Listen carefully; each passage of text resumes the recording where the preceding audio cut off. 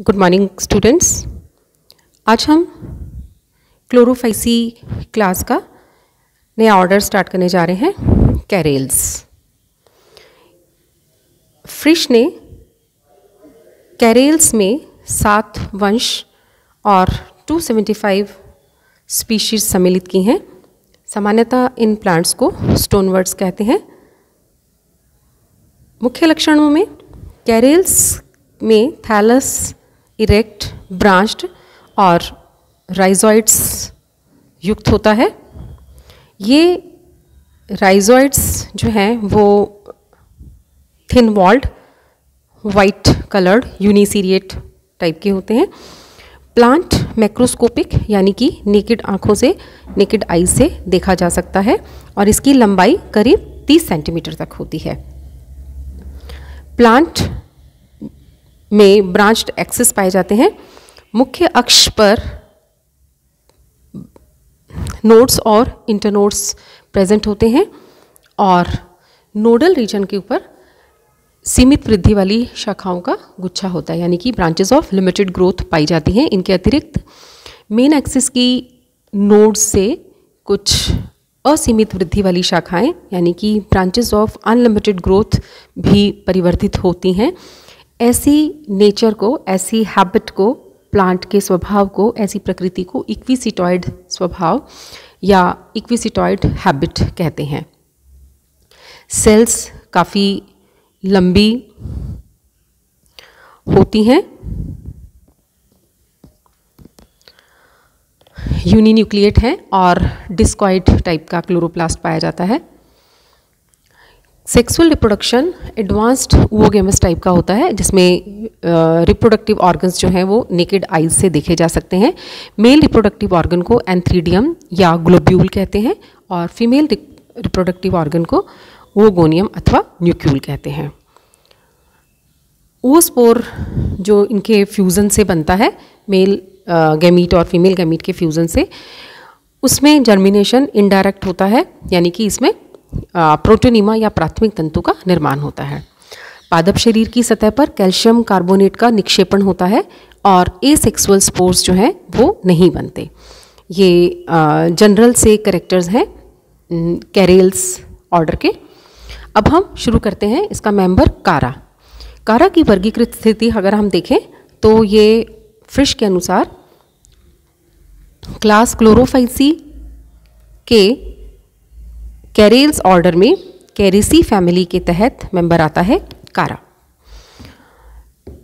कारा की लगभग 90 जातियां हैं जो अलवणीय जल में, जल निमग्न अवस्था में, यानी कि फ्रेश वाटर सबमर्ज्ड इन शैलो वाटर, जल निमग्न अवस्था में पाई जाती हैं। यह मुख्यतः स्थिर जल में, पोखर, तालाब तथा धीमी बहते हुए जलों के किनारों पर जो कीचड़ जमा हो जाता है, या कुछ स्पीशीज़ ऐसी भी हैं जो रेतीली जगहों पर भी पाई जाती हैं, जल निमग्न मिलती हैं। कारा बाल्टिका ये एल्केलाइन वाटर में पाया जाता है। कारा फ्रिगाइलिस ये हॉट स्प्रिंग के अंदर प्रेजेंट होता है। ये स्पीशीज़ कारा की वो ऐसी स्पीशीज़ जो कि हैवी वाटर में पाई जाती हैं, उनमें कैल्शियम और मैग्नीशियम कार्बोनेट का निक्षेपण पाया जाता है। इसलिए इनकी सतह जो है वो हार्ड, रफ और ब्रिटल हो जाती है, कठोर, चमकीली और खुरदरी हो जाती है। इसलिए इन्हें हम स्टोनवर्ड्स कहते हैं। भारत में करीब 32 स्पीशीज़ पाई जाती हैं कारा की। उनमें से कुछ मुख्य हैं कारा वेलिचाय, कारा न्यूडा, कारा हैंडी, कारा जिलानिका, कारा ब्रुनाय एंड कारा जिम्नोपिटिस। नॉर्थ इंडिया में सर्दी में बहुतायत से पाया जाता है Chara, between November to February. Thallus की स्ट्रक्चर बताने से पहले मैं प्लांट को दिखाना चाहूँगी। ये देखिए एक फ्रेश प्लांट है कारा का। ये इसमें मुख्य एक्सिस है, ये ब्रांच ऑफ लिमिटेड ग्रोथ है, ये अनलिमिटेड ग्रोथ की ब्रांचेस हैं। ये ब्रांचेस भी जो हैं लिमिटेड ग्रोथ की हैं और इनके ऊपर भी जो है आगे लीव्स पाई जाती हैं। यहाँ देखिए डायग्रामेटिकली रिप्रेजेंटेशन में ये राइजोइड्स हैं, ये मेन एक्सिस है, ये मेन एक्सिस की ग्रोथ यहाँ पर रुक गई। ये देखिए यहाँ पर इसके नोड्स और इंटरनोड्स में विभाजित है। ये नोड्स हैं, ये जो है इंटरनोड्स हैं, पर्व, संधि और पर्व। ये आगे जो अनलिमिटेड ग्रोथ निकलता है, शूट निकलता है अनलिमिटेड ग्रोथ का, वो भी उसी तरह से नोड्स और इंटरनोड्स में विभाजित होता है। इसके ऊपर लेटरल्स पाए जाते हैं, ये हम आगे देखेंगे। इस डायग्राम में दिखाया गया है, ये रिप्रोडक्टिव ऑर्गन्स है। ये इसका ग्लोब्यूल है, मेल रिप्रोडक्टिव पार्ट, और ये जो है वो न्यूक्यूल है। तो देखिए प्लांट बॉडी, थैलस की कारा की प्लांट बॉडी जो है वो बहुकोशिकीय होती है, मल्टी सेलुलर एंड मैक्रोस्कोपिक, करीब 20 से 30 सेंटीमीटर हाइट होती है इसकी। It is differentiated into rhizoids and main axis. ये मैंने आपको बता दिया कि मूलाभास और मुख्य अक्ष में विभाजित होती है। राइजोइड्स जो होते हैं वो वाइट यानी कि colourless, thread like, multi cellular बहुकोशिकीय, यूनिसीरिएट एक पंक्तिक, और ब्रांच्ड स्ट्रक्चर्स होती हैं जिनमें ओब्लिक सेप्टा पाए जाते हैं। Central part consist of single elongated cell, ये एक्सियल सेल कहलाती है, या हम इसे इंटरनोडल सेल कहते हैं। It is ensheathed by corticated by a layer of vertically elongated sales.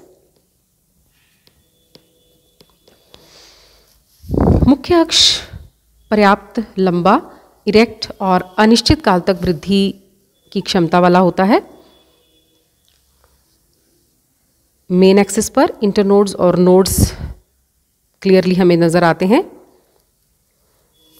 ये मैंने आपको बताया कि जो इंटरनोडल सेल है, इट इज एनशीथ्ड या corticated by a layer of, internodal region के ऊपर a layer of vertically elongated cells हैं। ये देखिए, ये इंटरनोडल रीजन है, यहाँ पर ये सेल्स हैं, ये वर्टिकली इलोंगेटेड सेल्स हैं। These are vertically elongated cells, ठीक है।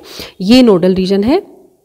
नोडल रीजन से कॉर्टिकल सेल्स ग्रो करेंगी, जो आधी ऊपर की तरफ कवर करेंगी, आधी नीचे की तरफ ग्रो करेंगी। तो इस प्रकार से ये पूरा पार्ट जो है, ये कॉर्टिकल सेल्स आ जाती हैं जो आधी ऊपर की तरफ ग्रो करेंगी, यानी आधा हिस्सा वो इंटरनोड का ऊपर का घेरेंगी और आधा जो है नीचे वाले इंटरनोड का घेरेंगी, इस प्रकार से। तो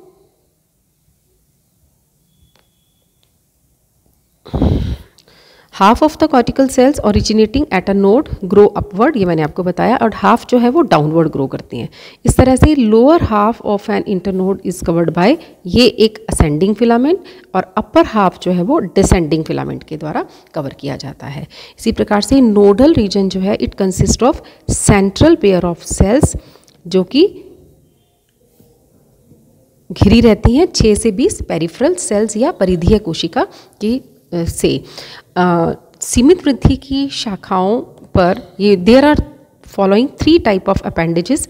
नोडल रीजन से 3 प्रकार की अपेंडेजेस निकलती हैं। एक होती हैं ब्रांचेस ऑफ लिमिटेड ग्रोथ, एक होती हैं ब्रांचेस ऑफ अनलिमिटेड ग्रोथ, और तीसरी होती हैं स्टिप्यूलोड्स या अनुपर्णक। अब ब्रांचेस ऑफ लिमिटेड ग्रोथ क्या हैं? दे अराइज इन वर्ल्स ऑफ 6 से 16 at the nodes of the main axis and branches of unlimited growth. ये जो ब्रांचेज ऑफ लिमिटेड ग्रोथ हैं, ये 6 से 16 के संख्या में नोडल रीजन, मेन एक्सिस की नोडल रीजन से और अनलिमिटेड ग्रोथ की जो ब्रांचेस हैं उनके नोडल रीजन से निकलती हैं। ये जब इनमें ग्रोथ वाइज 5 से 15 नोड्स हो जाती हैं, नोड्स और इंटरनोडल पोर्शन हो जाता है, तो ये ग्रोइंग जो है वो स्टॉप कर देती हैं, इसलिए इन्हें लिमिटेड ग्रोथ की ब्रांचेस कहा जाता है। इनका दूसरा नाम, इन्हें हम ब्रांचेस ऑफ लिमिटेड ग्रोथ कहते हैं। इन्हें हम प्राइमरी लेटरल्स यानी कि प्राथमिक पार्श्व शाखाएं या ब्रांचलेट्स या लीव्स भी कहते हैं।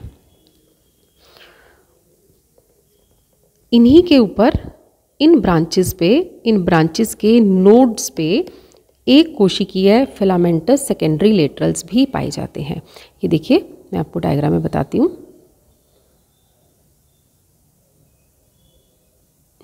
ये मैंने आपको पहले बताया था, ये जो है प्राइमरी लेटरल्स हैं। इन प्राइमरी लेटरल्स के ऊपर ये छोटी छोटी जो है ये सेकेंडरी लेटरल्स कहलाते हैं। ये मेन एक्सिस पर भी हैं और ब्रांच ऑफ लिमिटेड ग्रोथ पे भी हैं और ब्रांच ऑफ अनलिमिटेड ग्रोथ पे भी ये पाए जाते हैं।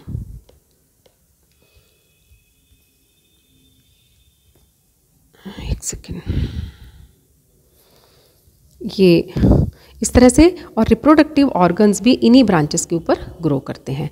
सेकेंड आता है ब्रांचेस ऑफ अनलिमिटेड ग्रोथ। ये ब्रांचेस जो हैं it arise from the exiles of, ये सीमित वृद्धि की शाखाओं के एक्सिल में से निकलती हैं और इन्हें हम एक्सिलरी ब्रांचेस या प्राइमरी लेटरल्स भी कहते हैं। दीज आर डिफ्रेंशिएटेड इनटू, ये आगे फिर नोड्स और इंटरनोड्स में विभाजित होती हैं और इनके ऊपर प्राइमरी लेटरल्स का एक वर्ल्ड भी पाया जाता है। इन्हें हम एक्सिलरी ब्रांचेस कहते हैं। ठीक है, ये लगातार मेन एक्सिस की तरह ग्रो करती रहती हैं। अब लिमिटेड ग्रोथ की ब्रांचेस के ऊपर एक कोशिकीय यानी कि सीमित वृद्धि वाली जो शाखाएं हैं उनकी बेसल नोड से आधारी पर्व संधि पर एक कोशिकीय अतिवृद्धियां पाई जाती हैं, आउटग्रोथ्स पाई जाती हैं। इन्हें हम स्टिप्यूलोड्स कहते हैं या अनुपर्णक कहते हैं। कुछ बुक्स के अंदर कॉर्टेक्स को अलग से मेंशन किया गया है, वल्कुट रीजन को, तो उसके बारे में भी मैं आपको बता देती हूँ। नोडल रीजन से लंबी और इरेक्ट सेल्स जो कि इंटरनोडल सेल को घेरे रहती हैं उन्हें हम कॉर्टिकल सेल्स कहते हैं। उन्हें हम कॉर्टिकल सेल्स कहते हैं। ये एक पर्व संधि पर यानी कि एक नोडल रीजन पर इनकी संख्या 6 से लेकर 20 तक हो सकती है। तो ये हैं ब्रांचेस। अब थैलस ग्रो कैसे करता है? थैलस की मुख्य अक्ष तथा जो लेटरल ब्रांचेस हैं, मुख्य पार्श्व शाखाएं हैं, वो डोम शेप्ड शीर्षस्थ कोशिका की रिएक्शन से, उसकी क्रियाविधि से वो ग्रो करती हैं। कारा में ये जो एपिकल सेल है वो डोम शेप्ड होती है। इसमें सक्सेसिव ट्रांसवर्स डिवीज़न होते हैं। इस एपिकल सेल में लगातार अनुप्रस्थ विभाजनों के फलस्वरूप एक पंक्ति बनती है डिस्क शेप्ड सेल्स की, और इस डिस्क शेप्ड सेल्स की जो एक रो ऑफ सेल्स हैं, ये प्रत्येक सेल फिर से ट्रांसवर्स डिवीज़न करती है जिससे कि डॉटर सेल्स बनती हैं। अपर बाई कनकेव डॉटर सेल जो है वो नोडल इनिशियल के रूप में काम करती है और नीचे की जो बाई कन्वेक्स डॉटर सेल है वो इंटरनोडल इनिशियल के रूप में काम करती है। इसके रिजल्ट के फलस्वरूप क्या होता है कि इनमें बहुत सारे वर्टिकल डिवीजन्स होते हैं at right angles to each other. इन नोडल इनिशियल्स जो कि अपर बाइकनकेव डॉटर सेल से बनते हैं, या जो अपर बाइकनकेव डॉटर सेल जो नोडल इनिशियल के रूप में काम करती है, उसमें बहुत सारे वर्टिकल डिवीजन्स होते हैं at right angle to each other, जिसके फलस्वरूप a pair of central cells और बहुत सारी पेरिफेरल सेल्स जो बन जाती हैं। और इन पेरिफेरल सेल्स जो हैं वो प्राइमरी लेटरल्स की मदर सेल के रूप में काम करती हैं, यानी कि ये प्राइमरी लेटरल्स बनाती हैं आगे, और इसी तरह से एपिकल सेल भी इसी तरह से काम करती है। और जो पेरिफेरल सेल्स हैं बेसल नोड की, वो राइजोइड्स का काम करती हैं, यानी कि एपिकल सेल जो है वो प्राइमरी लेटरल्स बनाती है और जो पेरिफेरल सेल्स हैं वो जो है राइजोइड्स का निर्माण करती है। और जो इंटरनोडल इनिशियल हैं ये आगे डिवीज़न में पार्टिसिपेट नहीं करते, डिवीज़न में किसी प्रकार का इनमें डिवीज़न नहीं होता और ये साइज़ में इलोंगेटली कंसिडरेबली ग्रो करते रहते हैं। तो this is all about order Charales and member Chara के थैलस और जनरल स्ट्रक्चर और इसकी ग्रोथ के बारे में। अगले लेक्चर में हम पढ़ेंगे इसका रिप्रोडक्शन। Thank you.